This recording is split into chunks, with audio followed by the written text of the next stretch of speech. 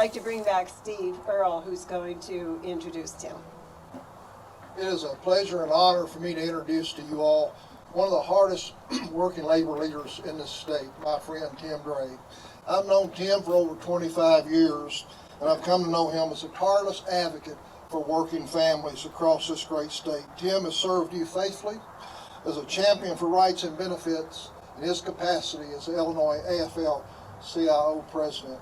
Brothers and sisters, I want you to welcome your friend and my friend, our Illinois State AFL-CIO president, Brother Tim Gray.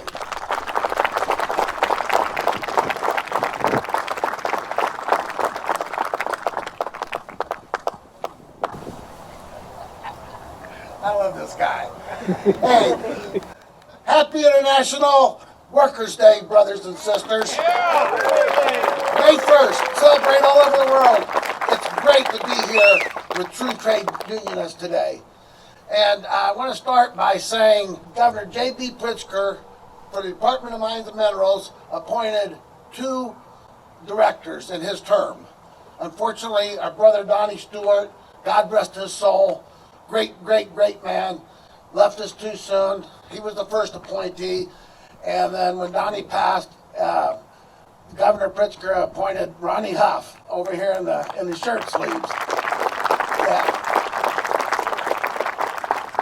And we couldn't be happier with having somebody that has our values heading up the Department of Mines and Minerals. So thank you, Ronnie. And Steve, thank you for everything. I think the 25 years, this is the first time we've ever shared a stage together, and I'm honored. I'm glad we got that in. So thank you for that, Steve, and what a great introduction. There's a person here whose name hasn't been mentioned today, but he is tireless around the state of Illinois on preserving labor history, be it from Panama to his hometown of Marseilles. David Rakes, would you please stand up 1 second, please? Thank you, David, for everything you do. Ruben Soderstrom, 40 Gavels, all that, as David's been at the forefront of all that with preserving our history. And on Thursday was Workers' Memorial Day. You know, it's a holiday of remembrance for workers who have been killed on the job. And as we all know, there's been way too many of those. So we had a ceremony in Springfield that we recognized Deirdre Silas, a DCFS worker who was on January 4th brutally stabbed trying to protect children, doing her job. She was doing her job protecting children. She was brutally stabbed, killed. And so we dedicated that day in Springfield to Deirdre. Well, Senator Doris Turner even did a role because the day Deirdre was murdered while she was working, her children lost their health insurance through the state of Illinois. And thankfully, Senator Doris Turner did a bill that said if a worker is killed on the job, a state employee killed on the job, their dependents will keep their health care. Common sense stuff, right? So Governor Pritzker signed that on Friday. So Doris Turner and Governor Pritzker were looking out for us. Boy, I gotta say, Amy brought it up that when, actually I think I've told this story here before, but Donnie Stewart was actually in Springfield. We were working on a company bill to diminish mine safety when he brought up the idea of the Mother Jones and said, you think there's something we could do? It's like, yeah, Donnie, come on back, bring Jim Alderson, and that's what got the ball started. So I always like to kind of in the back of my mind think about, the reason why we got with Donnie is because the coal companies were trying to screw us yet again and brought Donnie Stewart to our office, and what a wonderful thing. Steve, I got a question for you, though. The song, Have You Gone to Jail for Justice, one of my favorites. It really is. How many times did President Cecil Roberts go to jail to get health care for the brothers and sisters here of the United Mine Workers and retiree health care?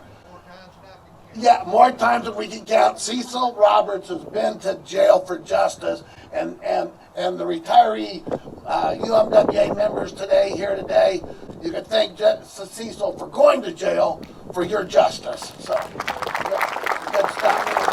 I've said this before about Mother Jones, and it always dawns on me when you think about it. She had the title of mother.